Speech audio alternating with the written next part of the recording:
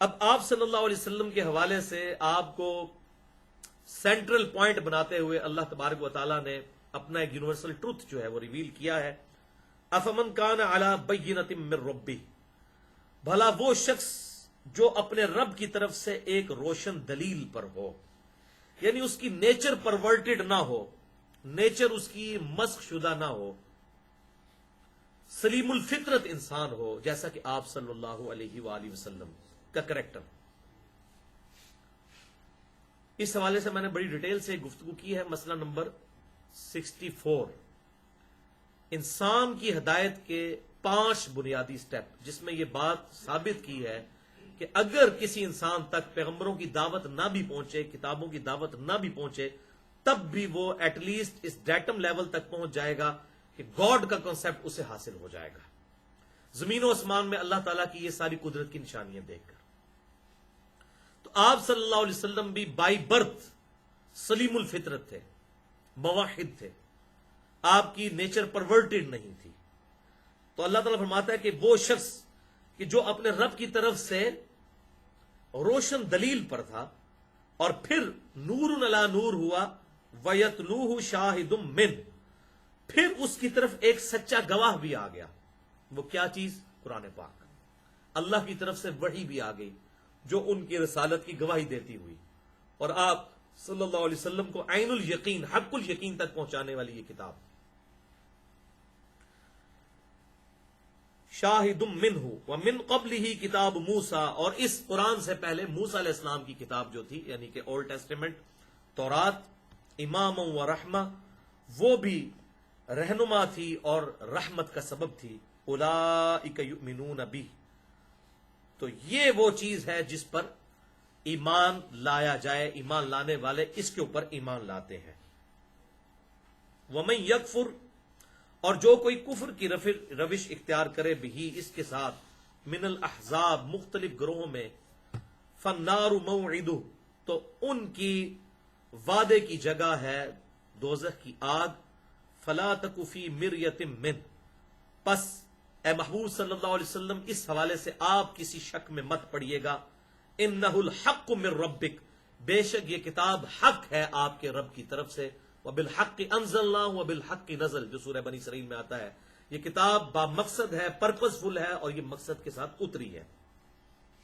ولکن اکثر الناس لا یؤمنون، لیکن اکثر لوگ جو ہیں وہ ایمان نہیں لاتے، اکثریت جو ہے وہ حق سے غافل ہے.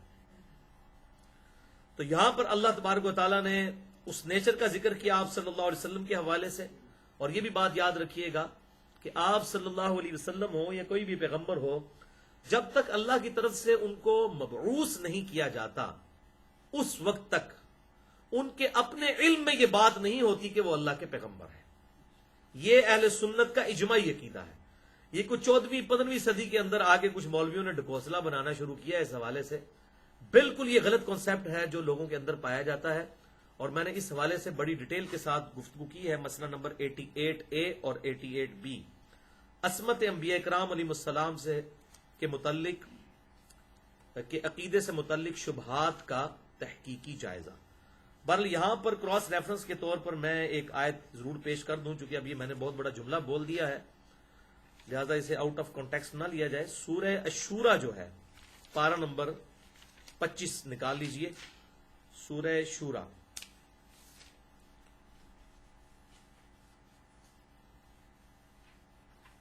پیج نمبر ہے 489.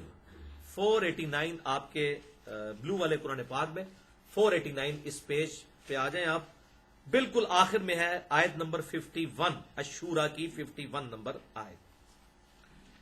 وَمَا كَانَ لِبَشَرٍ أَن يُكَلِّمَهُ اللَّهُ، اور کسی انسان کی یہ شان نہیں کہ اللہ اس سے کلام کرے. إِلَّا وَحْيًا، ہاں مگر یہ کہ اس کی طرف وحی بھیجے. او من وراء حجاب، یا ایک پردے کے ساتھ اس سے گفتگو کی جائے، جیسا کہ موسیٰ علیہ السلام کے ساتھ اس دنیا میں ہوئی اور شب معراج آپ صلی اللہ علیہ وسلم کے ساتھ ہوئی ڈائریکٹ گفتگو. او یرسل رسولا، یا اس کی طرف رسول بھیجا جائے. یعنی وحی کے 3 موڈ بتائے گئے ہیں کہ دل پر القاء کر دیا جائے، نمبر 1 وحی کی شکل میں، نمبر 2 پردے میں گفتگو کی جائے، جیسا کہ موسیٰ علیہ السلام کے ساتھ کوہ طور پر ہوئی اور شب معراج ہمارے محبوب صلی اللہ علیہ وسلم کے ساتھ ہوئی. اور تیسرا موڈ ہے اللہ تعالیٰ اس کی طرف پیغمبر بھیجے، رسول بھیجے، جبرائیل علیہ السلام جو آیا کرتے تھے. فَيُوحِيَ بِإِذْنِهِ مَا يَشَاءُ، تو پس وہ اللہ کے اذن سے وحی کر دے جو اللہ تعالیٰ چاہے، یعنی وہ جبرائیل. اِنَّهُ عَلِيٌّ حَكِيمٌ، بے شک اللہ تبارک و تعالیٰ بلند و بالا اور حکمت والا ہے، وہ بہت بلند ہے، اور یہ اس کی حکمت ہے کہ اس نے وحی بھیجنے کے 3 موڈ جو ہیں مقرر کیے ہیں. نمبر 1 ڈائریکٹ دل پر القاء کرنا، نمبر 2 پردے میں گفتگو کرنا، اور نمبر 3 فرشتے کو بھیج کر، رسول کو بھیج کر. وَكَذَلِكَ أَوْحَيْنَا إِلَيْكَ رُوحًا مِّنْ أَمْرِنَا، بالکل اس طریقے سے اے محبوب صلی اللہ علیہ وسلم ہم نے آپ کی طرف اپنی طرف سے وحی بھیجی. روح قدس جبرائیل علیہ السلام کے ذریعے. ما کنت تدری مل کتاب ولل ایمان، اس وحی کے آنے سے پہلے یعنی قرآن حکیم کے آنے سے پہلے ما کنت تدری مل کتاب ولل ایمان، نہ تو آپ کسی کتاب سے واقف تھے اور نہ ہی آپ صلی اللہ علیہ وسلم کسی ایمان کی ڈیٹیل سے واقف تھے. بس وہ بیسک ایمان تھا، لیکن ایمان کی تفصیلات کیا ہیں وہ آپ کے علم میں نہیں تھی جب تک آپ پر وحی نازل نہیں ہوئی، آپ کی زندگی مبارک کے 40ویں سال تک جو قبری اعتبار سے تھا. وَلَٰكِن جَعَلْنَاهُ نُورًا نَّهْدِي بِهِ مَن نَّشَاءُ، بلکہ ہم نے اس کتاب کو یعنی نور بنایا اور اس کے ذریعے ہم ہدایت دیتے ہیں جسے چاہتے ہیں. من عبادنا، اپنی بندوں میں سے. فَإِنَّكَ لَتَهْدِي إِلَىٰ صِرَاطٍ مُسْتَقِيمٍ، اور بے شک اے محبوب صلی اللہ علیہ وسلم اب اس کتاب کے آ جانے کے بعد آپ بھی لوگوں کو ہدایت کے راستے کی طرف رہنمائی فراہم کرتے ہیں. اس سے پہلے آپ صلی اللہ علیہ وسلم کو یہ تفصیلات معلوم نہیں تھی. صراط اللہ الذی لہ ما فی السماوات وما فی الارض، راستہ اس اللہ کا کہ جس کی ملکیت ہے جو کچھ آسمانوں میں ہے اور جو کچھ زمین میں. الا الی اللہ تصیر الامور، آگاہ ہو جاؤ کہ تمام کے تمام معاملات کو اللہ ہی کی طرف لوٹ کر جانا ہے.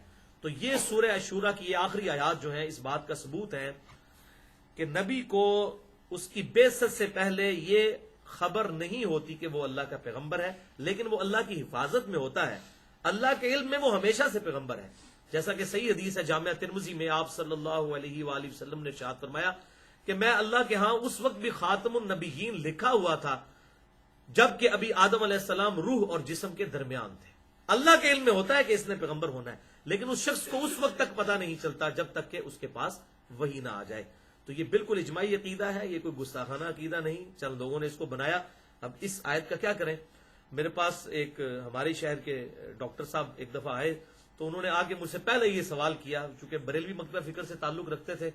تو انہوں نے کہا جی آپ صلی اللہ علیہ وسلم کے بارے میں نبوت کے اعتبار سے کیا عقیدہ ہے؟ میں نے کہا جی اللہ کے علم میں تو نبی پیدائشی طور پر ہی نبی ہوتا ہے اور وہ مبعوث ہونے تک اللہ کی حفاظت میں ہوتا ہے، لیکن اس نبی کو اسی وقت علم آتا ہے اپنی نبوت کا جبکہ اللہ تعالیٰ اس کو مبعوث کرتا ہے فرشتہ بھیج کر یا اس کے دل پر القاء کر کے. تو ان کا رنگ فک ہو گیا. تو میں نے کہا یہ ہے جناب قرآن پاک کی آیات، احمد بریلوی صاحب کا آپ ترجمہ پڑھ لیں. تو میں نے ان کو پڑھایا تو وہ خاموش ہو گئے. اب واللہ عالم انہوں نے دل سے مانا کہ نہیں مانا، بہرحال اس وقت وہ خاموش ہو گئے. تو اب یہ ہم لوگوں نے اپنی طرف سے عقیدے چونکہ پروپیگیٹ کیے ہوتے ہیں اور اس کے خلاف ہمیں کوئی بات سننے کو ملے فوراً پریشان ہو جاتے ہیں، یہ پتہ نہیں کوئی نئی گال کر رہے ہیں. حالانکہ یہ بات نئی آپ کے لیے چونکہ آپ نے قرآن پڑھا نہیں، آپ کے آباء و اجداد نے نہیں پڑھا، بلکہ ہم تو اس بدبخت ایریے میں پیدا ہوئے ہیں سب کانٹیننٹ میں. انڈیا، پاکستان اور بنگلہ دیش یہ وہ علاقہ ہے جہاں پر تو پچھلے 1000 سال میں اسلام جو ہے وہ بڑی بری کنڈیشن سے گزر رہا ہے. یعنی جس ملک کے اندر قرآن پاک کو پڑھنا، اس کو سمجھنا جرم سمجھا جاتا ہو اور ان کی مادری زبان بھی عربی نہ ہو، ان کو پتہ ہی نہ چلے قرآن پاک میں کیا لکھا ہوا ہے، تو وہاں پر آ کر قرآن پاک کے عقائد کی جب بات کی جائے گی ظاہر ہے اس کو لوگ پھر جرم ہی سمجھیں گے. والعیاذ باللہ تعالی. یہ میں اس لحاظ سے کہتا ہوں کہ یہ اب یہ جو 2015 جس کے اندر ہم بیٹھے ہوئے ہیں 1436 ہجری، یہ اب اسلام کی ہسٹری میں ایک مبارک ترین دور شروع ہو چکا ہے. الحمدللہ قرآن پاک کے ترجمے ہو چکے مختلف کتابوں میں، احادیث کی کتابوں کے ترجمے ہو چکے مختلف زبانوں میں، قرآن پاک کا ترجمہ مختلف زبانوں میں ہو چکا. یہ بہت بابرکت دور ہے. اسلام کی نشت ثانیہ کا آغاز الحمدللہ اس حوالے سے ہو چکا ہے.